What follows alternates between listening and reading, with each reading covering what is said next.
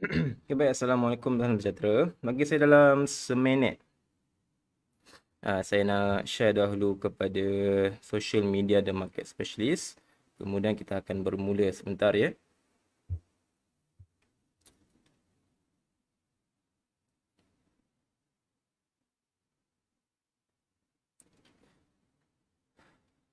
Okay.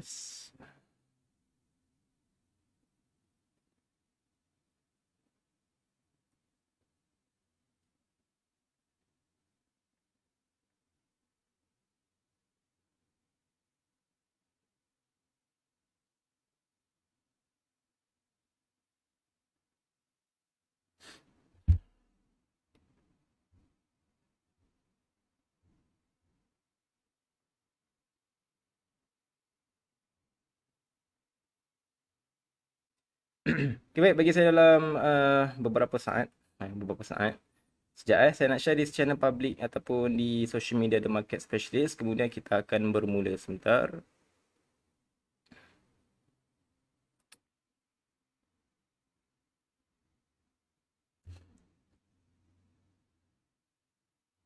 Okay, jadi Assalamualaikum dan salam sejahtera.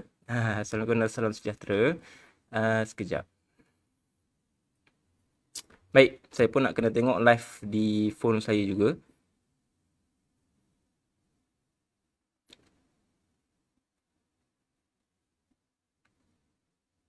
Okay, baik. Kepada yang bersama saya pada malam ini, jadi Assalamualaikum dan salam sejahtera. Suara saya clear ke? Jika clear, tolong tulis di ruangan komen. Saya rasa clear lah sebab saya sendiri pun dengar suara saya. Okay, baik. Jadi, selamat datang. Saya Irfan Saleh daripada The Market Specialist. Malam ini adalah sesi ataupun malam berkenaan dengan fundamental yang mana ditaja khas ataupun ditaja sepenuhnya oleh broker Tikmil. Jadi The Market Specialist kami bersama dengan broker Tikmil. Kami ada kelas setiap hari Rabu dan juga pada setiap hari Ahad. Jadi saya akan alternate dengan Tuan Dani setiap hari Rabu. Jadi kalau minggu ni saya, minggu hadapan adalah giliran Tuan Dani. Jadi next saya punya turn adalah pada hari 21 pada 6 Mac nanti. Kemudian 2 minggu selepas 6 Mac kita sudah berpuasa. Saya tak pasti bagaimana dengan jadual lah pada ketika itu. Baik. Kemudian pada hari Ahad adalah sesi daripada Tuan Dani yang mana beliau akan berkongsi berkenaan dengan market outlook. Apakah pair-pair menarik yang kita boleh berikan perhatian untuk kita profit ataupun untuk kita entry lah pada minggu hadapan. Jadi kami dengan The Market Special, kami dengan broker Tikmil, kami lebih kepada ataupun kita mengajar bagi pihak Tikmil pada setiap hari Rabu dan pada setiap hari Ahad. Jadi terima kasih kepada broker Tikmil sebab menjayakan program ini. Jadi dapatlah saya berkongsi kepada anda semua. Baik, jika ada sebarang persoalan berkenaan dengan fundamental, maka boleh bertanya. Saya pun tidak tahu adakah yang join ini adalah orang yang baru. Jika baru cakap ya. Saya mungkin akan cover beberapa perkara sebelum kita akan tengok kepada chart. Dan saya juga nak minta maaf sebab hari ini batuk-batuk pula. Batuk-batuk dah macam agak tidak ada nafas sangat lah. Jadi mungkin kalau saya macam dengar saya mengah ke apa, itu saya bukan 100% lah cerita. Sebenarnya macam tu lah. Tapi itulah. Tapi saya berharap apa yang saya akan share pada malam ini dapat membuahkan hasil, memberi sedikit kefahaman. Kita lebih kepada bahagian ataupun bagaimana ingin memahami fundamental itu sendiri. Jadi selamat datang kepada semua. Boleh bertanya jika ada sebarang persoalan. Okey, alright. Okey. Baik.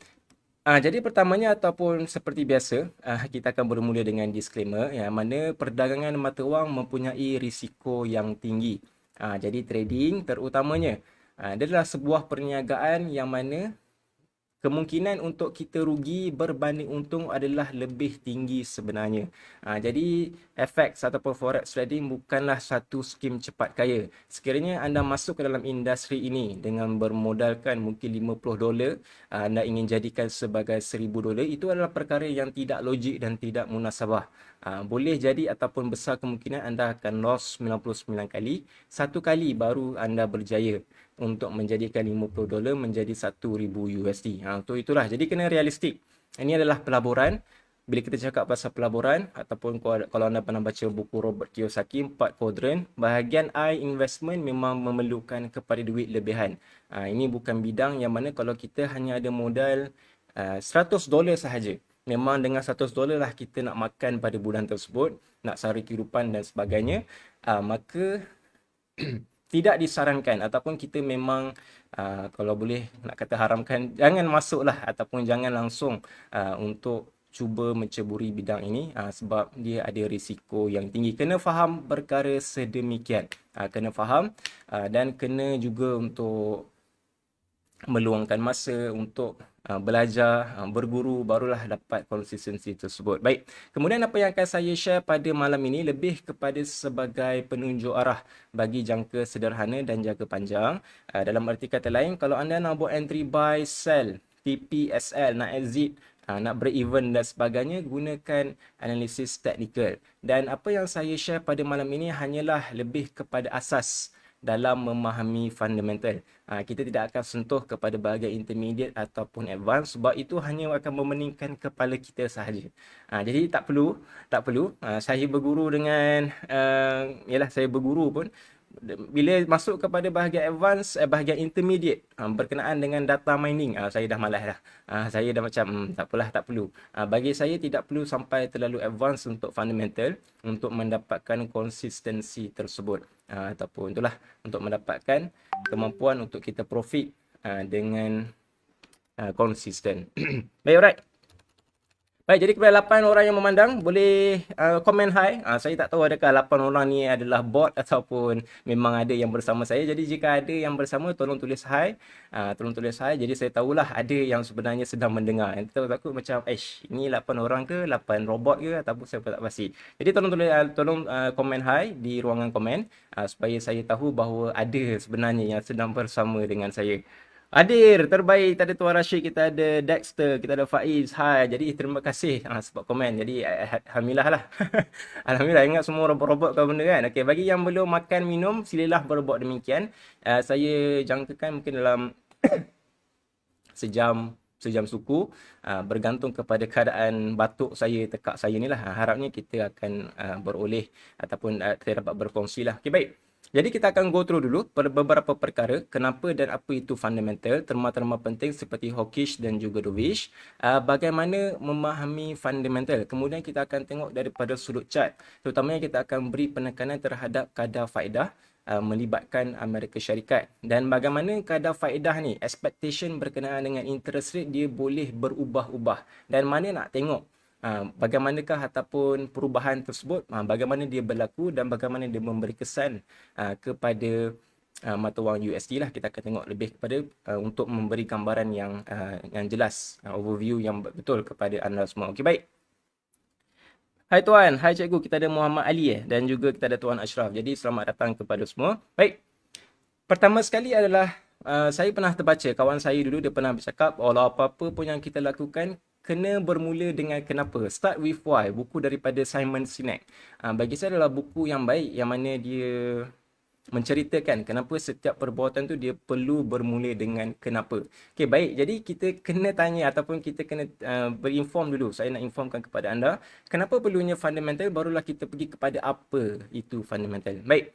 Kenapa perlunya fundamental? Saya akan bagi dalam bentuk graf. Itu yang pertama adalah, ini adalah graf USD JPY pada pada September 2022. Saya rasa saya nak kena update dah. Ini last saya screenshot adalah pada 8 September 2022. Seperti mana yang anda nampak di bahagian atas tersebut. Jadi ini adalah 8 September 2022. Dah lama. Dah lama saya buat slide ni, graf ni saya ambil 2 tahun yang lalu. Baik. Untuk memahami kenapa perlunya fundamental, kita akan ambil contoh USD JPY sebab UJ adalah pair yang paling mudah ataupun paling boleh memberi gambaran bagaimana kita ingin memahami fundamental. Baik.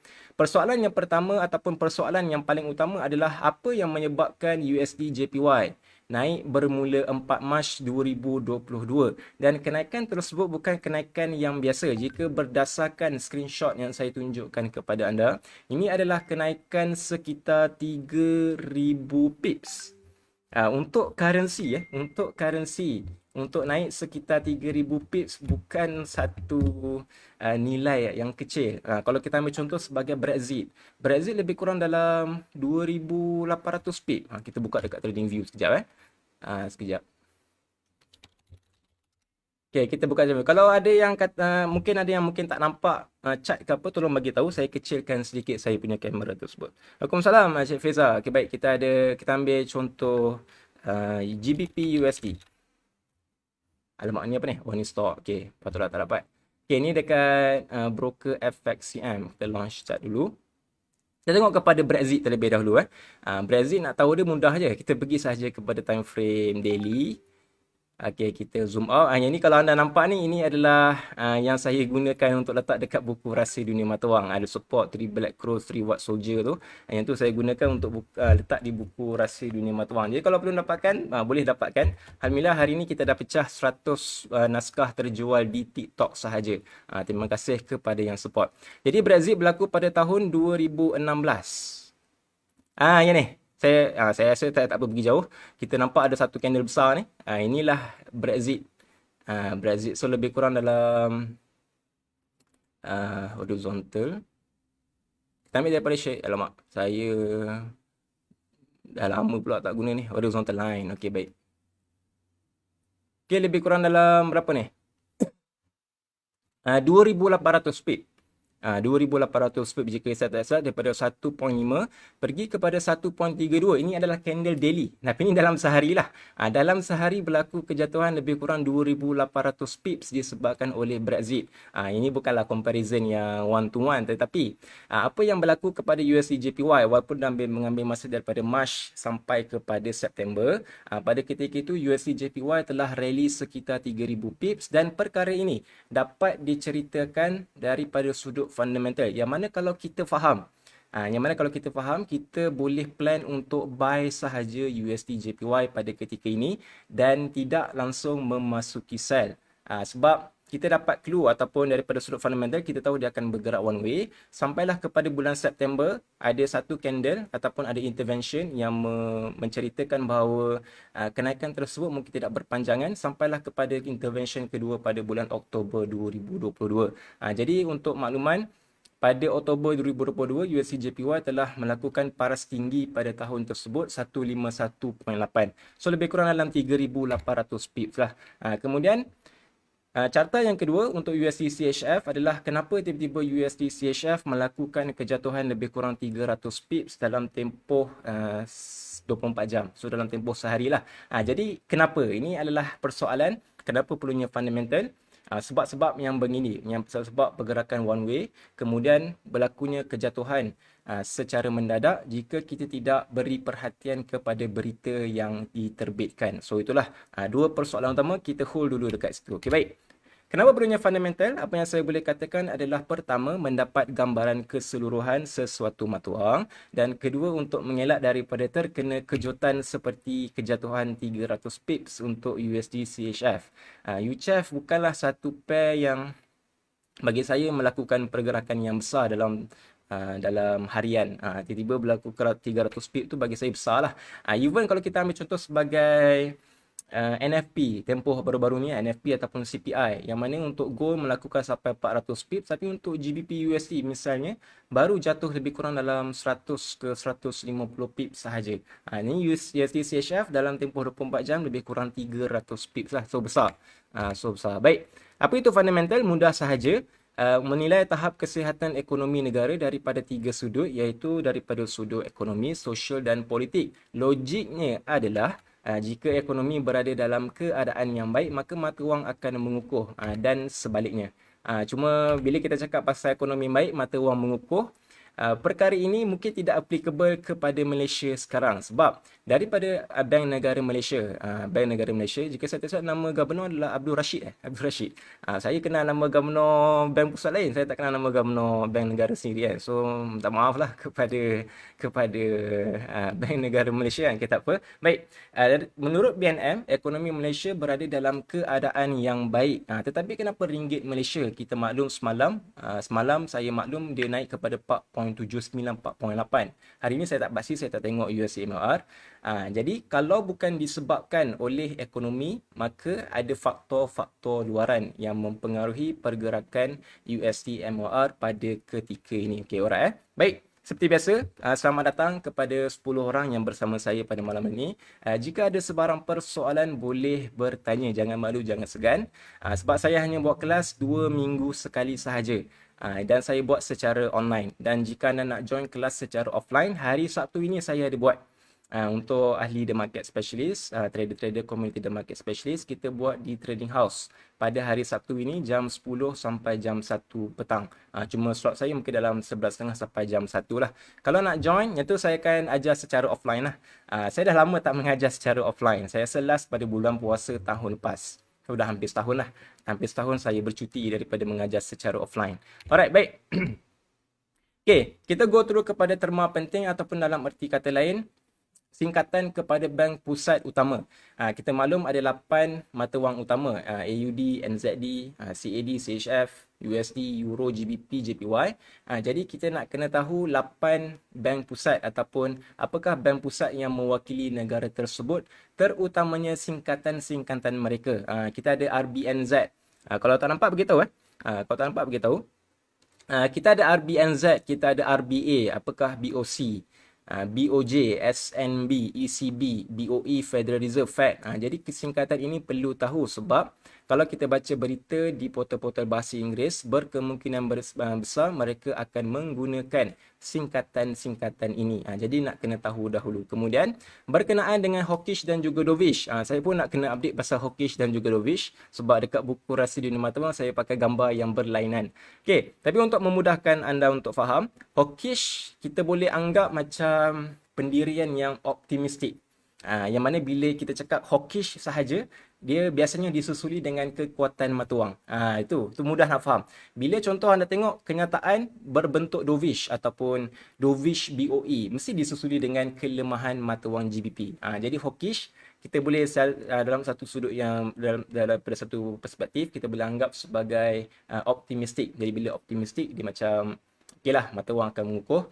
Dalam pesimistik, dovish ni, mata wang akan mengalami penyusutan. Baik, daripada sudut ekonomi ataupun terma-terma ini, bila kita bercakap berkaitan dengan hawkish, dia lebih kepada pendirian bank pusat bahawa mereka akan mengekalkan kadar faedah pada paras yang tinggi untuk satu tempoh masa yang lama ataupun higher for longer. Seperti mana yang dikatakan oleh Jeremy Powell baru-baru ini. Kemudian ataupun hawkish juga boleh diterjemahkan sebagai bank pusat ingin menaikkan kadar faedah kerana inflasi yang masih lagi terlalu tinggi. So itu adalah hawkish. Jika hawkish sedemikian, maka dovish adalah sebaliknya. Ahli-ahli bank pusat mahu menurunkan kadar faedah ataupun tidak lama lagi akan menurunkan kadar faedah disebabkan sudah ada red flag lah ataupun pertumbuhan ekonomi sudah mulai perlahan. So itu bagaimana nak membezakan antara hawkish dan juga dovish. Asal usul hawkish dan juga dovish, last saya check ataupun last saya semak, dia ada kaitan dengan peperangan. Itu saya tak pasti, saya nak kena check semula. Jadi hawkish burung helang, hawk adalah burung helang, dove adalah burung merpati. Okey, alright. Baik, kita ada Tuan Rizmas. Waalaikumsalam Tuan. Kita ada Tuan Kanda Mujahid. Waalaikumsalam. Jadi selamat datang kepada semua.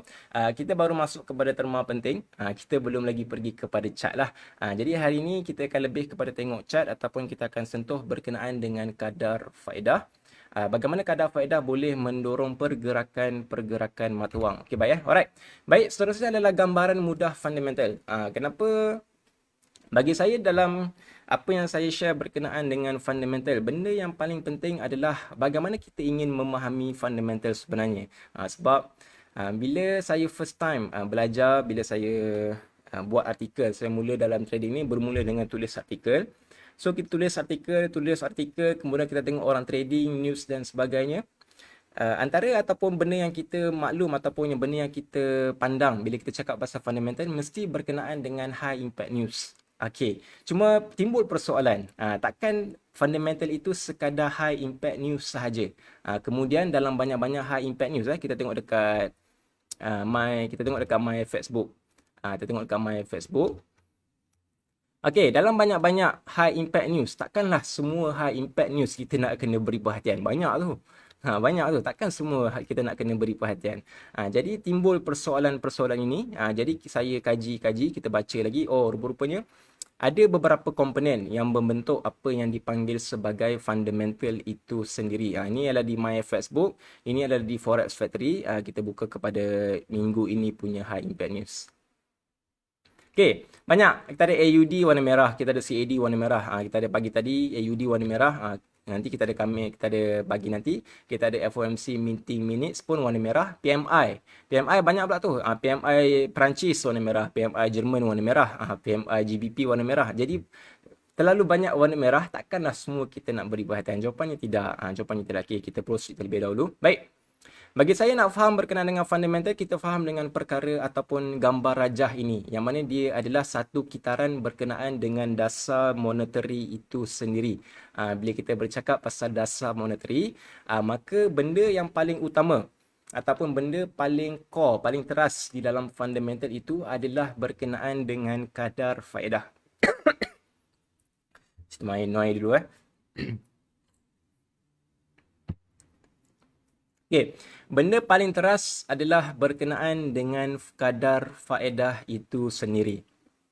Kadar faedah adalah nombor satu. Jadi kalau kadar faedah lah. Kadar faedah nombor satu. Yang inilah yang akan memberi clue ataupun petunjuk utama berkenaan dengan pergerakan-pergerakan mata wang. Baik. Kemudian kadar faedah akan mempengaruhi ekonomi negara. Daripada sudut ekonomi negara, jadi kebanyakan berita dia akan jatuh dekat bahagian ekonomi negara. Ekonomi negara. Jadi dalam ekonomi negara kita adalah berita seperti pasaran buruh. Kalau di Amerika Syarikat kita panggil sebagai non-farm payroll ataupun NFP. Kita ada data seperti inflasi ataupun CPI. Kita ada data seperti PMI, Purchasing Managers Index, yang bakal diterbitkan esok dalam kuantiti yang banyak. Kita juga ada data seperti PPI yang kita baru sahaja terima pada Jumaat minggu lalu. Saya rasa PPI ini hanya eksklusif kepada Amerika Syarikat. Saya tak pasti negara lain. Saya rasa negara lain ada. Cuma mungkin nama dia bukan PPI sebab saya check ataupun PPI negara lain tidak high impact seperti Amerika Syarikat. Jadi itulah satu perkara lah. Baik. Jadi kadar faedah akan mempengaruhi ekonomi negara. Jadi ini bermakna semua data-data high impact news yang diterbitkan, dia akan memberi pengaruh semula kepada data kadar faedah itu sendiri. Nanti kita akan tengok bagaimana dia saling melengkapi ataupun bagaimana dia saling mempengaruhi antara satu sama lain. Okey, kemudian daripada ekonomi negara, data-data yang diterbitkan, dia akan membawa kepada data ultimate ataupun data akhir lah, yang akan menunjukkan adakah prestasi ekonomi berada dalam keadaan yang baik ataupun tidak memberangsangkan, iaitu data berkenaan dengan GDP ataupun Gross Domestic Product. Dalam bahasa Melayu, GDP dikenali sebagai KDNK, keluaran dalam negeri kasar. KDNK, dia adalah output. Kita ambil contoh lah. Sekejap, ini mungkin kita akan sentuh lah berkenaan dengan analisis sentiment. Okey, jadi KDNK, KDNK adalah output. Keluaran yang dihasilkan oleh sesebuah negara daripada sudut barangan dan perkhidmatan. Biasanya dia akan compare quarter to quarter. Ada yang juga dia compare monthly to monthly. Tapi biasanya kita akan bandingkan secara suku tahun kepada suku tahun. Yang mana kalau suku tahun adalah positif, lebih baik daripada 3 bulan yang sebelumnya, maksudnya prestasi ekonomi berada dalam keadaan yang baik. Dan bagaimana kalau anda pernah dengar berkenaan dengan recession ataupun kemelesetan ekonomi? Kemelesetan ekonomi Okey, bagaimana takrifan kemelesetan ekonomi diberikan? Dia adalah daripada GDP yang negatif ataupun KDNK yang negatif. Dia akan diberikan 2 suku tahun berturut-turut, seperti mana yang berlaku kepada United Kingdom baru-baru ini dan juga kepada Jepun. GDP yang negatif untuk 2 suku tahun berturut-turut, negara tersebut ditakrifkan berada di dalam kemelesetan ekonomi yang cetek, macam tu lah, shallow. Dia panggil sebagai technical recession. Dia kemelesetan ekonomi ataupun recession, dia ada jenis-jenis dia. Dia ada technical recession, full recession dan sebagainya. Tapi yang baru-baru ini untuk GDP, untuk UK sebagai contoh, lebih kepada sebagai kita anggap mungkin bersifat sementara sahaja. Jadi itu, mereka memberi tarifan bagaimana recession berlaku adalah daripada GDP yang negatif. Okey, baik. Alright. Kemudian, apa yang berlaku daripada ekonomi negara daripada GDP akan dibincangkan semula oleh Bank Pusat. Jadi dibincangkan oleh Bank Pusat. Inilah maksudnya mesyuarat-mesyuarat seperti FOMC, MPC, Monetary Policy Committee. Jadi keputusan kadar faedah adalah daripada Bank Pusat. Mereka akan menentukan untuk mengubah atau mengekalkan kadar faedah daripada paras sebelumnya. So itulah. Jadi ini adalah satu kitaran. Jadi Bank Pusat mereka akan menentukan kadar faedah yang baru. Jadi kadar faedah yang baru akan memberi kesan kepada ekonomi negara. Kemudian kita akan dapat lihat daripada sudut GDP. Kemudian akan bersidang semula untuk menentukan kadar faedah yang baru. Jadi matlamatnya apa? Matlamat dia dua sahaja. Ini adalah matlamat mana-mana bank pusat di dunia. Matlamat bank pusat. BNM, Fed, BOE semua sama. Pertama adalah untuk mengawal inflasi supaya dia tidak naik terlalu tinggi dan dia juga tidak jatuh terlalu banyak. Jadi berada dalam julat lah. Kalau Amerika Syarikat, mereka mahukan inflasi berada antara 2% kepada 3%. Okey. Jadi mereka ingin mengawal inflasi. Kemudian, kedua, memastikan pertumbuhan ekonomi berlaku. Ini adalah dua matlamat bank pusat yang paling utama bagi mana-mana negara sekalipun. Jadi macam sekarang, kita ambil contoh Bank Negara Malaysia. Inflasi berada dalam keadaan yang terkawal. Maksudnya dia jatuh dan dia masuk ke dalam julat yang diinginkan. Dan pada masa yang sama, pertumbuhan ekonomi berlaku. Jika dua perkara ini telah berlaku kepada negara tersebut, maka tidak ada sebab untuk Bank Pusat menaikkan kadar faedah ataupun menurunkan kadar faedah. Jadi kepada argumen orang-orang yang menyatakan okey, BNM kena naikkan interest rate untuk bersaing dengan Federal Reserve.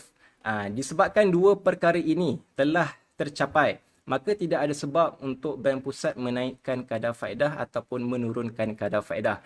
Jadi argumen individu tersebut tidak valid lah. Tidak valid. Sebab kalau dinaikkan lagi, kita ambil contoh Bank Negara Malaysia, mereka menaikkan lagi kadar faedah di negara Malaysia, maka apa yang akan berlaku adalah pertumbuhan ekonomi dia berkemungkinan akan terjejas dengan teruk dan akan menyebabkan inflasi jatuh lebih banyak daripada apa yang diinginkan oleh pasaran, oleh Bank Negara lah. So itu matlamat Bank Pusat. Okey, baik. Alright.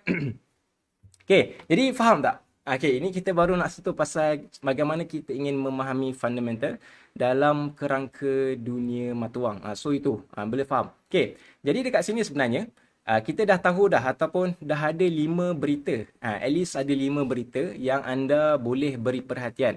Jadi dalam banyak-banyak high impact news yang ada dekat sini.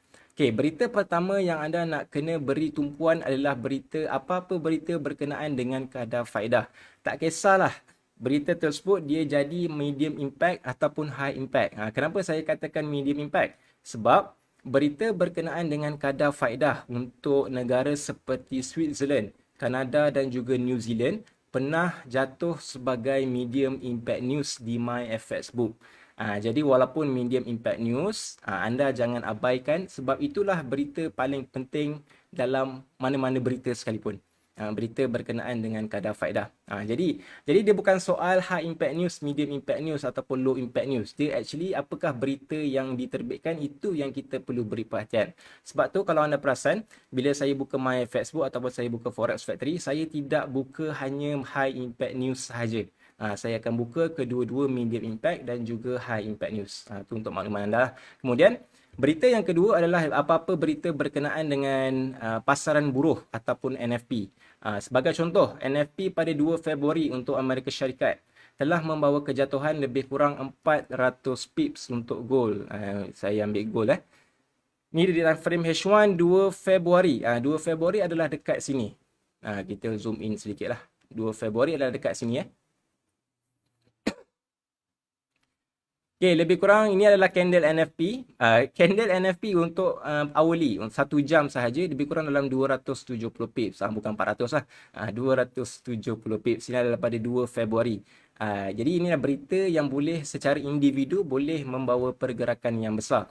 Kemudian berita ketiga yang perlu anda beri tumpuan lebih adalah berita berkenaan dengan CPI. ataupun Consumer Price Index. Jadi, kita tengok kepada gold juga. Ini adalah berita daripada CPI. Secara total lah, secara total. Jadi untuk candle jam 9 sampai jam 10, dia kurang kejatuhan 290 pips. Candle jam 10 sampai jam 11, kiranya 2 jam lah. Total lebih kurang dalam 399 pips ataupun lebih kurang dalam 400 pips lah. Jadi ini adalah berita yang anda perlu beri perhatian. Okey, jadi anda dah dapat 3 berita. Pertama adalah berita berkenaan dengan kadar faedah. Berita yang perlu diberi perhatian.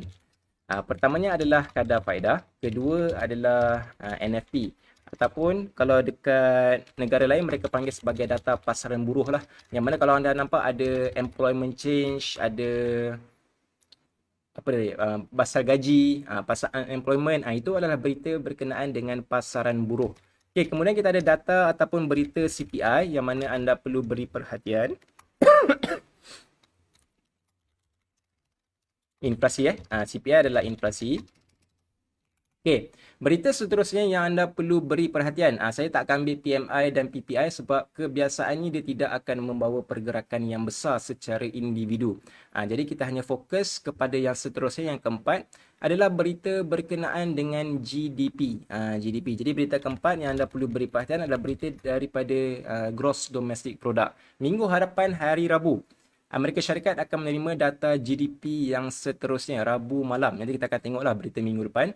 Jadi boleh beri perhatian kepada berita tersebut. Dan diakhiri berita kelima adalah berita daripada Bank Pusat. Yang ini termasuklah kita katakan seperti FOMC ataupun dalam bentuk ucapan daripada Gubernur ataupun Presiden.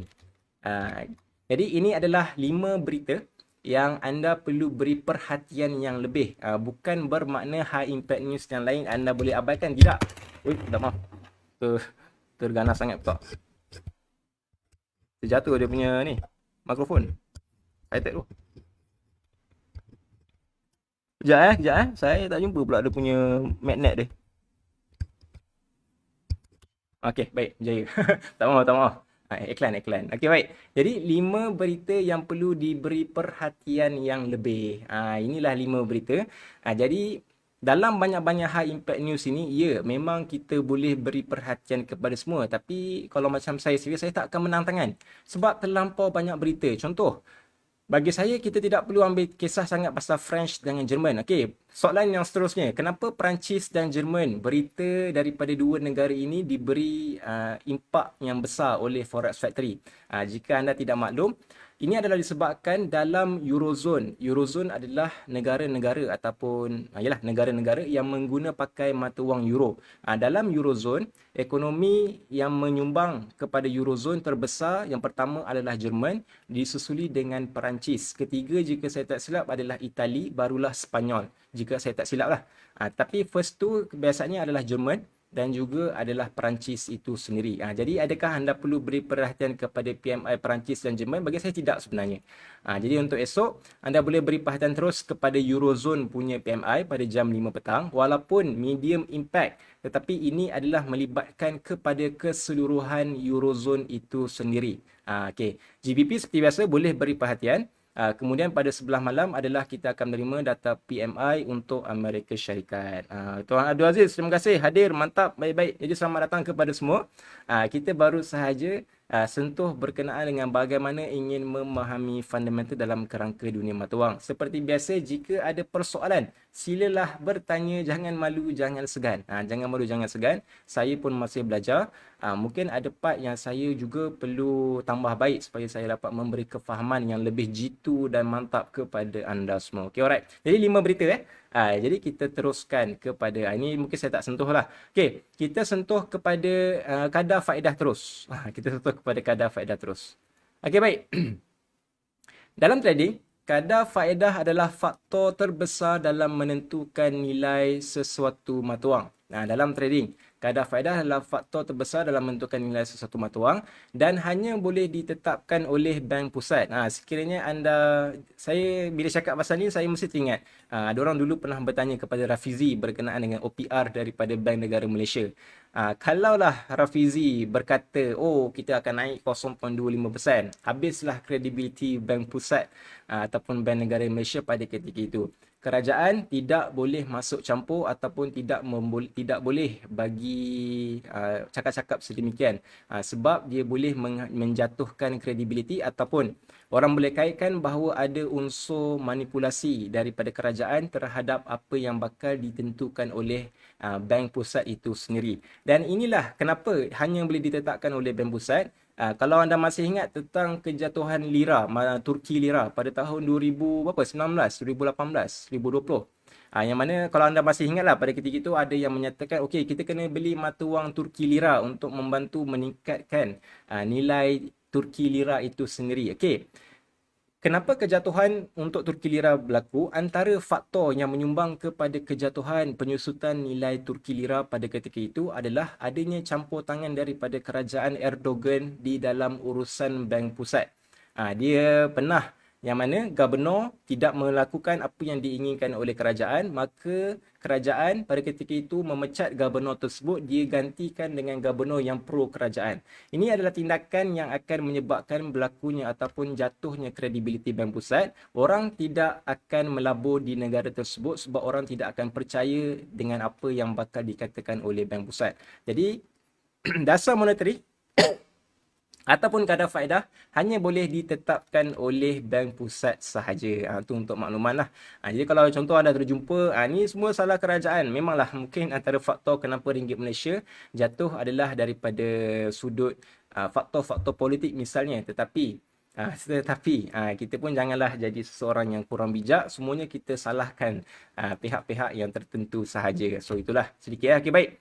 Jadi contoh bagaimana kadar faedah mendorong pergerakan mata wang. Kita balik kepada slide yang awal, graf USD JPY yang mana telah melakukan rally sekitar 4 Mac, bermula 4 Mac sampailah kepada bulan Oktober 2022. Kita tengok dahulu kepada USD JPY, tapi saya ada sell lah USD JPY ni. Saya harap anda tak terjejas lah sebab ini saya sell, yang ni saya hold 6 bulan ke setahun ni. Jadi anda abaikan sahaja sell limit tu, anda sell order tu. Yang ni sebab kita testing sahaja. Yang ni sebab saya sell adalah berdasarkan fundamental. Kenapa saya masuk awal? Sebab tak boleh jangka juga dengan USD ni. Kadang-kadang USD ni dia akan melemah. Dia akan melemah lebih awal daripada sepatutnya. Sebab tu saya masuk awal dekat 147 something.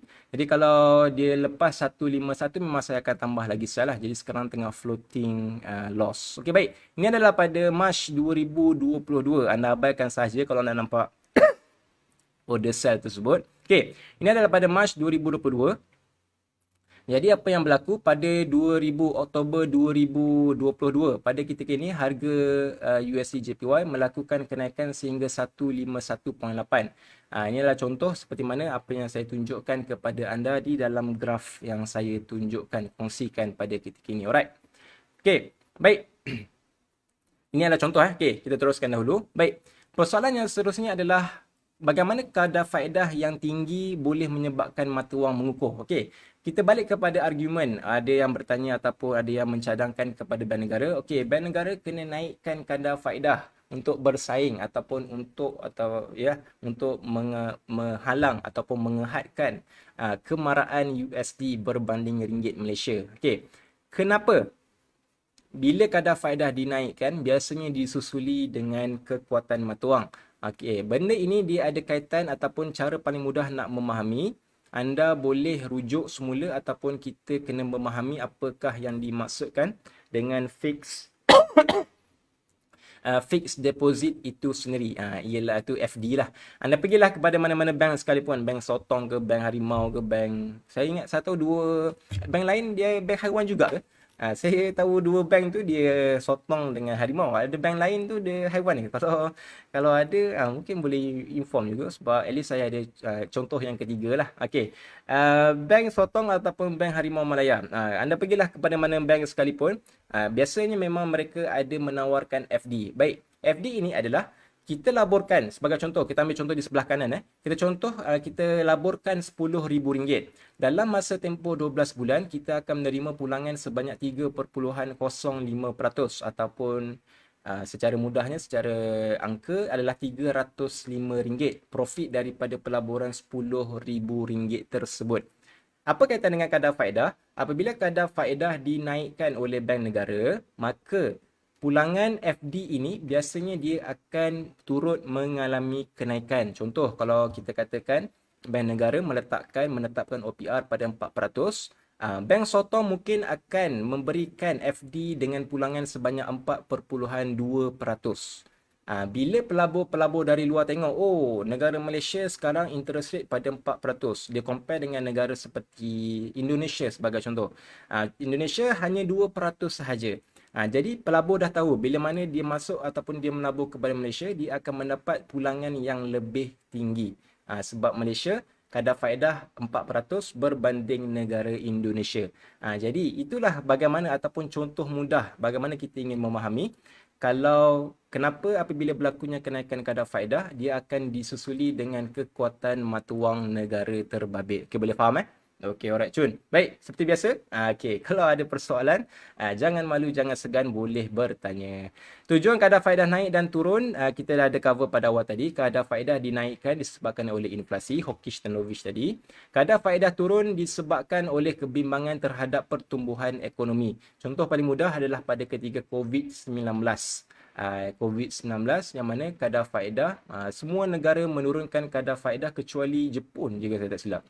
Jepun telah mengekalkan pada negatif 0.1% sejak 2016. Maksudnya waktu COVID-19 tidak membuat sebarang penurunan. Selepas daripada COVID pun tidak melakukan sebarang kenaikan. Jadi memang anomali lah. Anomali ataupun outlier, suatu benda asing. Orang pelik lah terhadap Jepun itu sendiri. Okey, alright Baik. Jadi itulah berkenaan dengan kadar faedah. Kadar faedah. Okey, baik.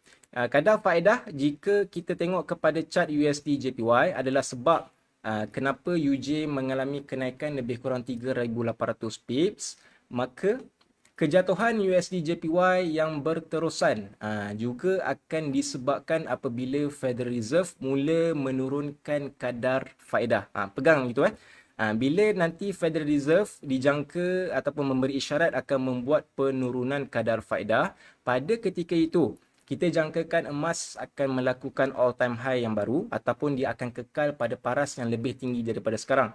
Kalau contoh sekarang kita tahu bahawa dia dah berlega dekat paras $2,000 per ounce sejak pertengahan Disember. Pertengahan Disember Kita tengok sekejap, kita ambil H4 lah. Pertengahan Disember. Betul. Pertengahan Disember adalah dekat sini. Ni Disember. Okey. Pertengahan Disember adalah last dia pergi cecah kepada paras 1900. Kemudian dia naik kekal di paras atas 2000. Sampailah baru-baru ini selepas daripada ataupun minggu CPI tersebut. Minggu CPI. Jadi bila mana Federal Reserve memberi isyarat akan menurunkan kadar faedah pada separuh kedua tahun ini, maka kita menjangkakan harga emas akan membuat all time high yang baru. Setidak-tidaknya dia akan kekal di atas paras yang lebih tinggi, berkemungkinan tempat dia berlega-lega pada ketika itu adalah pada paras $2,100 per ounce. Boleh jadi. Boleh jadi. Kepada yang bertanya juga, sebab saya juga pernah bertanya kepada, ialah kita berbincang dengan Tuan Syukri Ismail, yang mana memang pakar berkaitan dengan kripto. Kita memang menjangkakan apabila ataupun jika kita menantikan berlakunya bull run yang baru untuk mata wang ataupun pasaran kripto, maka perkara tersebut dia akan bergantung kepada bila Federal Reserve dah dijangka akan menurunkan kadar faedah. Jadi kadar faedah yang jadi jika anda menantikan rally yang lama, market yang trending, dia akan bergantung kepada bila bank pusat utama ini membuat ataupun memberi isyarat untuk menurunkan kadar faedah. Okey, alright. Jadi pegang dekat situ. Okey, kita tengok kepada USD JPY semula. Kita cakap pasal interest rate. Bagaimana sebenarnya kadar faedah ni dia boleh juga mempengaruhi pergerakan pasaran. Jap. Saya rasa kena buka chart lain lah. Kena buka sekejap yang ni kot. Yang ni boleh kot. Okey, saya rasa ni ni tak ada. Ini tak ada sell tu. Ini tak ada sell yang tadi. Okey, USD JPY. Saya padam dahulu semua. Okey, inilah USD JPY di time frame daily. Okey. Kita maklum pada 2000 Oktober 2022, USD JPY berada ataupun telah melakukan paras high yang baru sekitar 151.8. Kemudian, apa yang berlaku adalah USD JPY mengalami kejatuhan sekitar daripada 151 pergi sampai kepada paras paling rendah pada tahun ataupun pada awal Januari 2023 pada 127. 127 dekat sekitar sini. Kemudian mengalami kenaikan semula sampailah dia mengalami kejatuhan semula pada akhir tahun 2023. Akhir tahun 2023 bermula pada Oktober jika saya tak silap. Ni adalah pada November. Tapi kelemahan USD dah bermula sejak daripada awal Oktober pada ketika Israel berperang dengan Palestin pada 6 Oktober tempoh hari. Jadi kelemahan untuk USD telah bermula sejak daripada Oktober tahun lepas sampailah kepada lebih kurang sekitar Januari tahun ini sebelum dia mengalami kenaikan semula. Okey, daripada sudut fundamental. Kenapa pada 2022 kenapa pada tahun 2022 USD JPY ataupun USD secara umumnya mengalami kelemahan adalah disebabkan disebabkan data-data ekonomi yang lemah.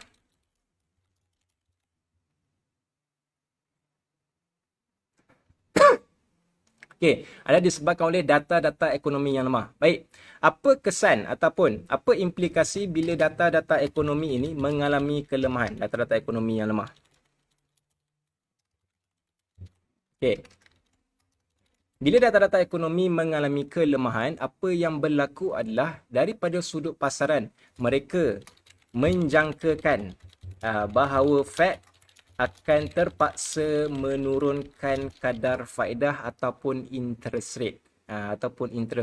Mereka menyatakan kenapa perlunya turun interest rate sebab data-data ekonomi yang lemah berkemungkinan disebabkan oleh kadar faedah yang terlalu tinggi di Amerika Syarikat. Maka susulan daripada kelemahan-kelemahan data, mereka berpendapat ekonomi Amerika Syarikat berada dalam keadaan yang slow down ataupun dah mulai melemah. Ada kemungkinan ataupun ada tekanan kepada Federal Reserve untuk mula menurunkan kadar faedah supaya data-data ekonomi ini dia akan menjadi lebih baik semula. Jadi dia jatuhlah sampai kepada awal tahun 2023. Benda yang sama berlaku pada akhir tahun 2023. Yang mana pada ketika ini AS mengalami data yang lemah sejak daripada akhir 2023. Jadi dia ada perkara yang sama berlaku. Dan kekuatan yang berlaku pada Januari 2023 adalah sebab yang sama juga kenapa USD menguat semula pada tahun 2023 ataupun secara lebih tepat pada awal tahun 2024 ini. Jadi boleh faham Boleh dapat Okey, kalau tak faham tolong beritahu. Tolong beritahu sebab dia mungkin dia akan bermain sedikit daripada sudut pemahaman kita. Baik. Jadi pada akhir tahun 2022, data-data ekonomi Amerika Syarikat telah mengalami kelemahan. Kita tengok kepada gold juga pada akhir tahun 2022. Dekat sini Ni akhir tahun 2022. Gold juga mengalami kenaikan sehingga kepada lebih kurang pada Januari ataupun Februari 2000 kat sini silap. Saya tengok sangat. Dia dekat sini. Sampai dekat sini sebelum dia mengalami kejatuhan semula. Ini adalah pada Februari ataupun Januari. Lebih spesifik, ini adalah pada Februari 2023. Apa yang ada pada Februari 2023? Tengok USD JPY. Kekuatan yang ini juga berlaku pada bulan Februari 2023. Yang ini ada pada dekat slide. Pada Februari 2023, apa yang berlaku adalah data NFP yang jauh lebih kuat daripada expectation. Data NFP 3 Februari yang lebih kuat pada ketika ini adalah 517,000. Data actual berbanding fokus sekadar 185,000. Tak jauh beza dengan data yang diterbitkan pada 2 Februari baru-baru ini. Data 2 Februari 300,000 lebih berbanding fokus sekadar 100,000 lebih sahaja. Data inilah, kalau pada tahun 2023, pada awal Februari 2023, data inilah yang telah menyebabkan kenapa daripada sudut fundamental kita tidak lagi menjangkakan Amerika Syarikat akan membuat penurunan kadar faedah. Basically, data ekonomi yang lemah pada akhir 2022, maka pasaran menjangkakan Fed akan terpaksa menurunkan kadar faedah. Benda ini dia cancel terus ataupun tamat. Tamat dengan capital, dengan caps lock. Tamat apabila terbitnya data NFP 3 Februari. NFP 3 Februari. Dalam erti kata lain, terbitnya data NFP 3 Februari, pasaran pada ketika itu langsung tidak menjangkakan ataupun dia telah tidak lagi menjangkakan pada tahun 2023 bahawa Federal Reserve akan menurunkan kadar faedah. Apabila tidak ada sebarang jangkaan ataupun ramalan maupun expectation bahawa Fed ataupun sebuah bank pusat akan menurunkan kadar faedah, maka mata wang akan mengukuh semula seperti mana yang berlaku kepada USD pada tahun 2023. Benda yang sama berlaku pada awal tahun ini, yang mana data NFP dan data CPI untuk kedua-dua bulan Januari dan juga pada bulan Februari telah kita katakan menamatkan jangkaan bahawa Federal Reserve akan membuat penurunan pada bulan Mac tahun ini. Sebab data dekat sini, data akhir tahun 2023 yang bermula pada Oktober, selepas data Oktober lemah, data November lemah dan juga data Disember lemah, maka pada ketika itu pasaran menjangkakan Federal Reserve akan mula membuat penurunan pada bulan Mac 2024. Tetapi disebabkan data NFP dan data CPI yang positif pada bulan Januari dan Februari, ramalan Mac itu dianjakkan. Bila dianjakkan, itu yang saya pernah guna frasa seperti buying time. Amerika Syarikat, USD belum lemah daripada sudut fundamental. Mereka buying time daripada Mac dianjakkan pada ketika ini, dijangka ataupun diramalkan akan hanya berlaku pada separuh kedua 2024. Jadi ini contoh bagaimana actually kadar faedah dia boleh menentukan pergerakan sesuatu mata wang. Dalam kes USD JPY adalah yang paling mudah untuk kita faham. Sebab JPY tidak pernah melakukan sebarang kenaikan sejak Mac 2022, manakala maksudnya kekuatan ataupun kenaikan yang berlaku kepada pair USD JPY bergantung ataupun sepenuhnya berlaku disebabkan oleh faktor Amerika Syarikat. Jadi itulah yang berlaku. Jadi bila berlaku berlakunya pushback terhadap expectation, maka mata wang akan mengukuh semula. Cuma daripada sudut fundamental, kita menjangkakan bahawa Amerika Syarikat nak tak nak dia akan terpaksa menurunkan kadar pada tahun ini. Itulah antara sebab kenapa kalau anda perasan saya melakukan sell swing untuk USD JPY. Saya TP mungkin dekat 130 ataupun dekat 125. Kita expect akan hold 6 bulan ke atas. Jadi kalau anda nak join, boleh tunggu harga pergi kepada 151. Memang boleh sampai 151, especially dekat 152. 152. Kita tidak expect UJ akan memecahkan 152, melainkan data CPI pada bulan Mac nanti adalah data yang lebih tinggi daripada fokus dan memungkinkan Federal Reserve terpaksa menaikkan lagi kadar faedah. Jika Amerika Syarikat akan menaikkan lagi kadar faedah, maka pada ketika itu anda boleh buang dahulu sell untuk USD JPY, anda tukar kepada buy. Apa-apa yang melibatkan USD akan strong pada ketika itu. So itulah sedikit actually bagaimana kita ataupun anda ingin memahami fundamental itu. Alright, saya macam ada tertinggal sikit. Okay, bagaimana kita nak tahu berkenaan dengan expectation? Okay, saya katakan tadi daripada Mac dia berubah kepada separuh kedua 2024. Okay, anda boleh tengok dekat sini. CME Group. Ni anda boleh, saya tulis dekat ni lah. Anda boleh pergi kepada sini. CMEgroup.com, market interest rate, ataupun anda boleh search sahaja dekat Google CME Fed Watch Tool. Ataupun anda boleh juga pergi kepada investing.com. Okay, maaf, terminum air dulu. Ini my Facebook, silap.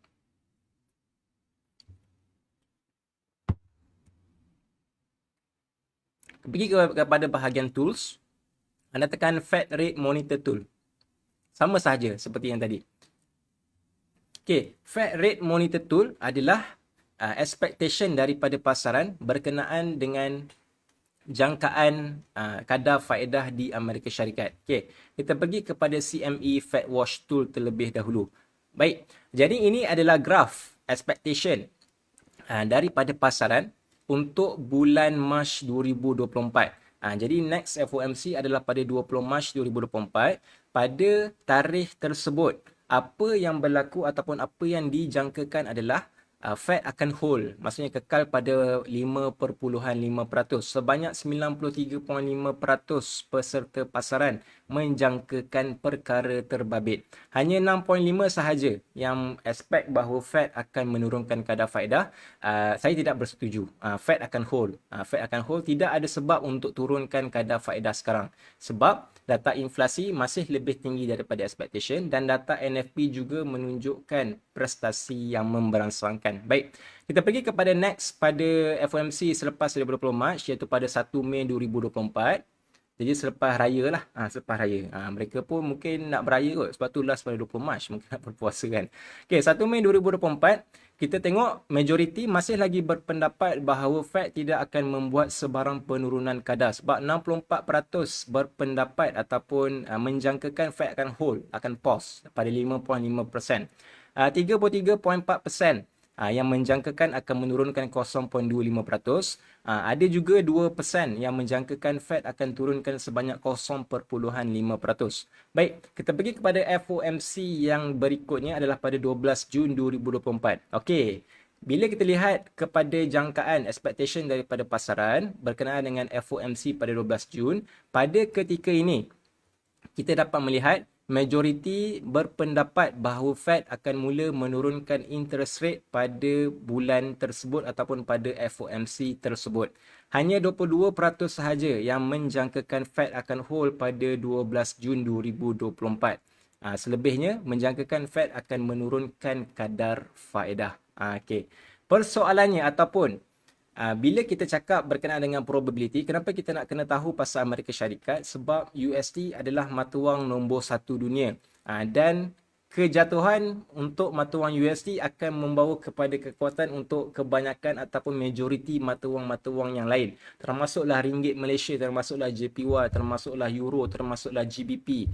Jadi rata-rata bila mana USD melakukan kejatuhan ataupun penurunan kadar, apa-apa yang melibatkan USD anda boleh sell. Apa-apa yang melibatkan USD anda boleh sell. Jadi anda boleh buy EU, anda boleh buy GU, anda boleh sell USD JPY, anda boleh beli AU, anda boleh buy gold dan sebagainya sebab memang kita menjangkakan kelemahan daripada skala yang besar untuk mata wang USD. Okey. Data NFP dan data CPI dia akan mempengaruhi probability ini. Jika kita tengok kepada ini, pada akhir tahun 2022-23 disebabkan data-data ekonomi yang lemah, NFP lemah, CPI lemah. Kemudian pada November NFP lemah, CPI lemah. Bila data-data lemah daripada Amerika Syarikat, maka probability ni dia akan berubah. Dia akan berubah. Jadi boleh screenshot boleh screenshot. Katakan pada NFP bulan Mac dan juga CPI pada bulan hadapan dua-dua menunjukkan positif kepada USD. Jangan terkejut daripada 93.5 mungkin 100% berpendapat bahawa Fed akan hold. Probability tersebut telah berubah. Data NFP dan data CPI yang lebih kuat maka dia akan membuatkan anjakan prediction berkenaan bila Fed dia akan tertangguh, dia akan tunda kepada waktu yang lebih lambat. Itulah yang menyebabkan kenapa USD dia boleh strong semula. Sama juga, jika data NFP dan data CPI pada bulan Mac adalah lebih lemah daripada jangkaan, maka daripada 6.5 mungkin 20% menjangkakan bahawa Fed akan melakukan penurunan kadar. Tetapi saya rasa kalau lemah pada bulan Mac, maka yang akan banyak berbeza adalah pada bulan Mei. Pada waktu ini mungkin majoriti menjangkakan bahawa Fed akan menurunkan kadar faedah. Asal dia tak tukar. Okey. Jadi kalau bulan Mei adalah pada 33.4, tak mustahil Sekiranya data NFP dan CPI pada bulan Mac adalah lemah, 33.4 mungkin jadi 50%. So itulah bagaimana sebenarnya data NFP, data CPI dan data-data yang lain, dia boleh mempengaruhi berkenaan dengan data yang paling utama, iaitu berkenaan dengan kadar faedah itu sendiri. Okey, alright, boleh faham? Boleh faham? Jadi jika anda tak faham, maka saya inilah, saya memahami je. Sebab benda ni bukan perkara yang mudah, sebab ia melibatkan pemahaman. Dia bermain dengan kemungkinan. Dia keyword dia adalah expectation. Dalam trading ataupun dalam unsur analisis fundamental ini, keyword yang paling penting yang kita nak kena tahu adalah berkenaan dengan expectation. Data NFP dan data CPI yang lemah, dia akan meningkatkan probability bahawa Bank Pusat mungkin akan terpaksa menurunkan kadar faedah yang lebih awal. Sebab itu mata wang melemah. Kelemahan daripada data NFP dan data CPI, lemah disebabkan data tersebut, bukan sebab data tu sendiri, sebab expectation berkenaan dengan bila Bank Pusat akan menurunkan kadar faedah. Lagi awal mereka beri isyarat akan turun, maka lebih awal lah kelemahan mata wang negara tersebut. Jadi boleh simpan, anda boleh search CME Fed Watch Tool ataupun anda boleh pergi kepada investing.com, pergi kepada bahagian tools, atasnya ada tools, pergi kepada Fed Rate Monitor Tool. Jadi anda boleh lihat lah, Jadi inilah probability. Inilah satu cara ataupun bagaimana kita ingin memahami berkenaan dengan kadar faedah. Okey, alright. Baik, apa lagi yang anda tak jelas? Saya pun tak pasti apa yang anda tak jelas. Sebab nampak gaya macam selepas hai-hai semua tadi, bagi salam, dia ada 9 orang tapi saya tak pasti. Masih ada lagi ke ataupun anda sebenarnya sedang menikmati minum kopi ataupun anda sedang melakukan trading, saya tidak pasti. Jadi tapi saya berharap anda dapat sesuatu daripada sini. Semalam saya ada sentuh berkenaan dengan kelemahan ringgit Malaysia. Kepada yang berminat, dia ada dua sebab utama kelemahan MOR. Pertamanya adalah disebabkan oleh IRDAS yang tinggi. IRDAS itu adalah interest rate di Amerika Syarikat yang tinggi. Kedua adalah disebabkan oleh ekonomi China yang slow down, yang perlahan. Jangan abaikan China. China, walaupun anda suka ataupun tidak negara China ini, ekonomi di China boleh mempengaruhi ringgit Malaysia. Kerana apa? Kerana mereka merupakan rakan dagangan Malaysia yang terbesar. Apabila rakan dagangan kita ekonomi berlakunya kelembapan ekonomi, maka dia akan menyebabkan ekonomi kita pun ataupun nilai mata wang kita boleh terjejas. Itu adalah dua sebab utama. Sebab itu daripada Bank Negara Malaysia, semalam mereka ada mengeluarkan kenyataan bahawa ini adalah faktor luaran, bukan disebabkan oleh ekonomi Malaysia yang berada dalam keadaan yang tidak baik. So itulah satu perkara berkenaan dengan kelemahan ringgit Malaysia. Alright, kita tengok kepada yang seterusnya. Kita dah sentuh pasal NFP, CPI. Jadi saya lamsamkan semua tadi sebenarnya, NFP, CPI. Kalau ikutkan kita share satu persatu. Jadi boleh, ini contoh. Jadi kita dah go through apakah berita yang perlu diberi tumpuan lebih. Ada 5 kadar faedah. Kita ada data CPI, kita ada data NFP, kita ada data GDP, kita ada Bank Pusat ataupun ucapan ataupun keputusan kadar faedah. Kita juga ada tengok berkenaan dengan apakah yang dimaksudkan dengan GDP ataupun KDNK. Dua matlamat Bank Pusat adalah untuk mengawal inflasi dan memastikan berlakunya pertumbuhan ekonomi. FOMC berapa kerap dalam setahun? FOMC ada jadual. Federal FOMC Meeting 2024. Semua bank pusat mereka ada jadual bila mereka akan bersidang. Jadi anda boleh sahaja, ini adalah daripada Federal Reserve sendiri, bukan kita reka. Federal Reserve sendiri ataupun setiap bank pusat mereka memang telah memberikan bila tarikh-tarikh mereka akan bersidang.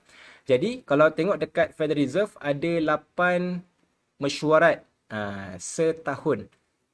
Jadi yang kalau ikut jadual biasa adalah pada Januari dah berlaku sebelum minggu NFP.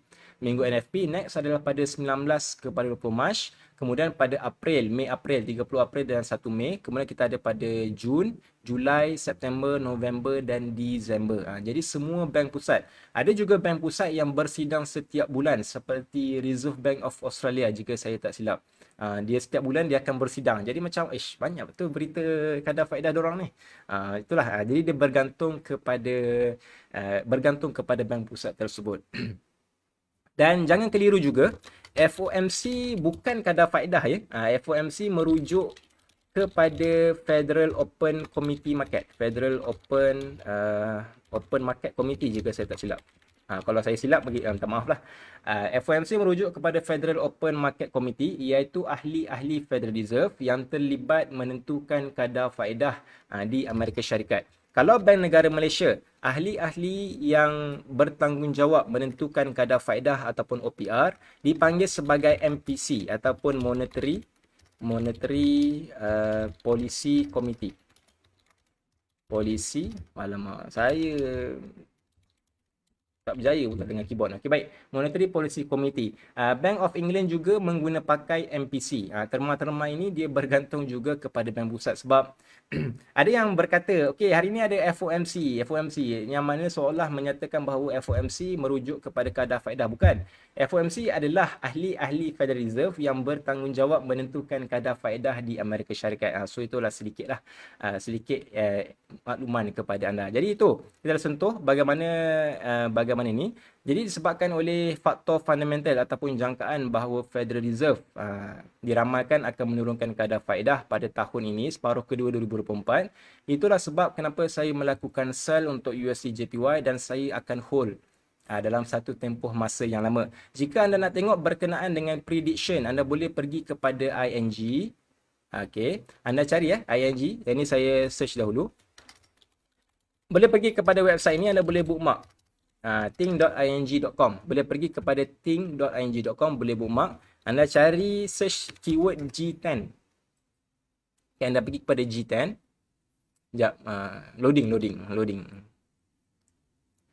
Okay, anda tengok ataupun anda cari G10 FX Talking, another month of a strong dollar. Kenapa? Sebab daripada ING, mereka ada membuat prediction berkenaan dengan beberapa pair melibatkan mata wang utama lah. Jadi sebagai contoh, Euro USD, saya rasa anda nampak Saya zoom sikit. Okay. Euro USD, ING berpendapat dalam tempoh 6 bulan akan datang, Euro EU akan naik kepada 1.10. Dalam 12 bulan akan datang, dia akan naik kepada 1.15.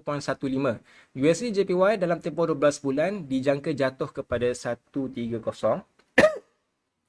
GU kepada 1.31 dah akan naik. Jadi UCAD akan jatuh kepada 1.28. Senang cerita, apa-apa yang melibatkan USD akan melemah apabila Federal Reserve menurunkan kadar faedah. Apa-apa yang melibatkan USD, walaupun bank pusat lain juga menurunkan kadar faedah. Dan dijangka pada tahun 2024, disebabkan JPY tidak pernah melakukan sebarang kenaikan, maka mereka tidak akan membuat sebarang penurunan. Jadi bila mana bank pusat lain menurunkan kadar faedah, maka JPY akan menjadi antara mata wang yang paling kukuh. GJ, EJ, AJ ke KJ, UJ ke apa, semuanya akan mengalami kejatuhan. Sebab itulah itu adalah berkenaan dengan prediction untuk JPY pada tahun 2024. Kalau kita bimbang berkenaan dengan ringgit, JPY lagilah. JPY dah hilang dalam 40 sen. Lebih kurang dalam 40 sen sejak daripada Mac 2022. 40 yen berbanding USD sejak 2022. Jadi banyaklah. Dia satu. Jadi boleh baca ING sebab mereka juga akan memberikan info-info fundamental kenapa dijangka akan jatuh dan sebagainya. So itulah cara untuk anda mendapat info-info berkenaan dengan fundamental. Okey, baik. Ada sebarang persoalan. Jadi kita dah go through pasal kadar faedah, bagaimana boleh mempengaruhi expectation, bagaimana data NFP dan data CPI boleh mempengaruhi probability bila Fed akan menurunkan kadar faedah. NFP and CPI ini saya tak sentuh lah sebab okey. Jadi bagaimana ingin menggunakan fundamental di dalam FX? Sebagai permulaan, bagi saya cukup sekadar kita faham apakah itu fundamental dan apa berita-berita penting yang perlu diberi perhatian. Bagi saya cukup sekadar kita faham. Kita bukan nak trading menggunakan fundamental. Kalau kita nak trade menggunakan fundamental, biasanya dia akan mengambil satu masa yang lama dan biasanya dia akan memeningkan kita lah. Dia akan memeningkan kita. Jadi bagi saya tidak perlu untuk kita faham terlalu mendalam berkenaan dengan fundamental. Cukup sekadar kita tahu fundamental ni macam mana, bagaimana dia berfungsi, bagaimana dia boleh mempengaruhi pergerakan pasaran dan apakah berita-berita penting yang perlu kita beri tumpuan yang lebih. Faham berkenaan dengan perkara tersebut. Kemudian kita ketahui apakah berita yang ada pada minggu tersebut, boleh pergi kepada MyFX Book ataupun boleh pergi kepada Forex Factory dan trade sahaja secara berhemah. Sebagai ataupun kita tengok kepada gold lah. Kita tengok di time frame H1. Okay, kebiasaannya sebagai contoh yang ini adalah data NFP pada 2 Februari 2024 yang mana kebiasaannya apabila data NFP adalah strong, kelemahan ataupun kekuatan tersebut dia akan berterusan kepada hari Isnin. Sama juga macam CPI, hari seterusnya biasanya dia akan kuat, kemudian biasanya dia akan melakukan retracement lah. Tapi kejatuhan kelemahan ini bukan sangat disebabkan oleh USD yang melemah. Dia adalah faktor-faktor luaran. Sebab daripada sudut fundamental, Amerika Syarikat masih lagi berada dalam keadaan yang baik. Cuma sekarang harga untuk gold dia dah pergi kepada harga pra CPI lah. Dah banyak melakukan kenaikan. Lebih kurang dalam 300-400 pip jugalah. Jadi itu bagaimana cara kita ingin menggunakan fundamental. Apa yang saya share baru basic. Itu pun saya tak share semua. Baru asas, kita tak sentuh lagi berkenaan dengan bond.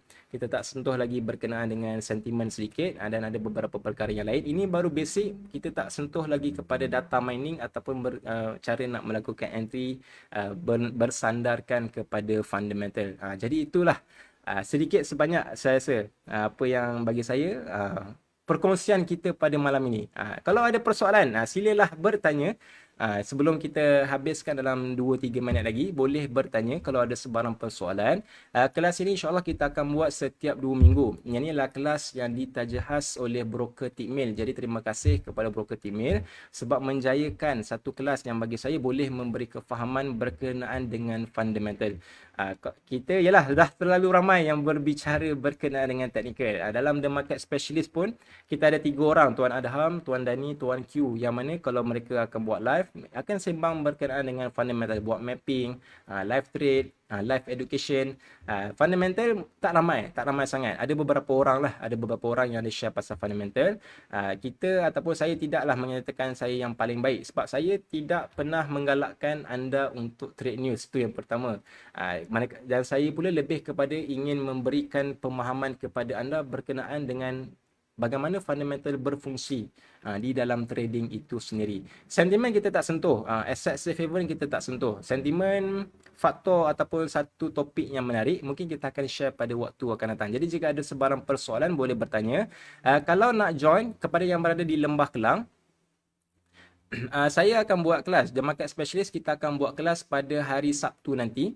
Di trading house kami di Bangsa South, Kuala Lumpur. Jika 5 km daripada Mid Valley, jika ada yang berkelapangan nak join, boleh PM saya di TikTok pula. Di FB ni, di muka buku. Halo, saya ada halo. FOMC bukan setiap bulan ya Tuan Naib. Hanya 8 kali setahun sahaja. Itu yang dijadualkan 8 kali setahun. Mana sumber yang saya rujuk, boleh pergi kepada Federal Reserve punya website sendiri. Jadi meeting ataupun mesyuarat ada pada awal Januari, akhir Januari tempoh hari, minggu NFP. Pada bulan Mac nanti, pada bulan April, Mei, pada bulan Jun, pada bulan Julai, September, November, Disember. Jadi 4, jadi 8 kali sahaja setahun. Bukan setiap bulan. Ada bank pusat setiap bulan, seperti RBA jika saya tak silap. Jadi tak semua bank pusat bersidang pada setiap bulan. Okay, baik. Jadi kalau nak join boleh. Masih lagi ada, Sabtu ni ada dalam 2 kekosongan sahaja. Kemudian kita akan buat kelas pada 2 Mac dan juga pada 9 Mac. InsyaAllah saya juga akan share berkenaan dengan fundamental. Jadi kelas kita di Tikmil hanya akan bersambung semula pada 6 Mac nanti, hari Rabu jam 9 malam. Jadi waktu yang samalah pada 9 malam. Jadi itu sedikit. Kalau nak join masih lagi ada kekosongan. Boleh message tuan yang ada cakap halu tadi itulah, iaitu Irfan Saleh tu. Itu saya lah tu. Itu saya lah tu. Jadi boleh, jangan malu, jangan segan kita bertanya. Sebab dalam trading Tak kisahlah kita broker A ke, kita broker B, kita team A ataupun team B. Anda suka dengan C ke, anda tak suka dengan D ke. Bagi saya itu adalah nombor dua. Nombor satu adalah kita dalam bidang ni kita nak jana pendapatan secara konsisten. Kalau kita, tapi dengan cara yang betul lah. Maksudnya bukan dengan cara menipu orang ke apa, dengan cara yang proper, dengan cara yang betul. Bukan dengan full margin. Kalau ada dalam kalangan yang jual saya suka full margin dan mengajar full margin, saya tidak menggalakkan perkara tersebut lah, sebab kita nak ajar benda yang betul. Ini adalah bidang yang profesional, bidang yang profesional yang mana kalau kena cara, kena kaedah, memang boleh membawa pendapatan yang konsisten setiap hari. Setiap hari boleh, setiap bulan pun apatah lagi boleh dilakukan. Okey, baik. Jika ingin berhubung dengan saya, boleh untuk berhubung dengan saya. Ni ada nombor saya 011562400860. Kalau nak email saya pun boleh. Saya rare lah sekarang, macam kalau ada orang email lah macam ush, kita dapat email sekarang. Dulu macam email ni adalah perkara yang lazim. Sebelumnya ialah daripada surat pergi kepada email, kemudian pergi kepada WhatsApp dan sebagainya. Sekarang kalau dapat email adalah macam suatu perkara yang sedikit berlainan lah. Okay, alright. So, InsyaAllah saya akan join kelas. Terbaik tuan, kena inform dulu lah sebab ada 2 kekosongan. Kalau tak sempat, 2 Mac dengan 9 Mac masih lagi ada kekosongan. Saya suka full majrin. Jadi everyone is, semua ada cita rasa masing-masing. Jadi saya rasa setakat itu sahaja. Semoga membawa manfaat perkongsian kita pada malam ini. Kalau ada persoalan, kalau mungkin segan nak bertanya, boleh juga mesej saya bertanya. Kepada yang berada di grup VIP, The Market Specialist, kita ada bahagian fundamental discussion. Boleh bertanya jika ada persoalan di situ. Jangan malu, jangan segan. Kita belajar, insyaAllah kita grow bersama-sama, kita profit pun bersama-sama. Akhir kalam daripada saya doakan kita semua dikurniakan kesihatan, insyaAllah, amin. Kita dapat trade dengan baik, kita profit selalu, dan yang paling penting kita withdraw profit berkali-kali, amin, insyaAllah. Jadi setakat itu sahaja. Terima kasih Tuan Jahan, sama-sama, tidak ada masalah.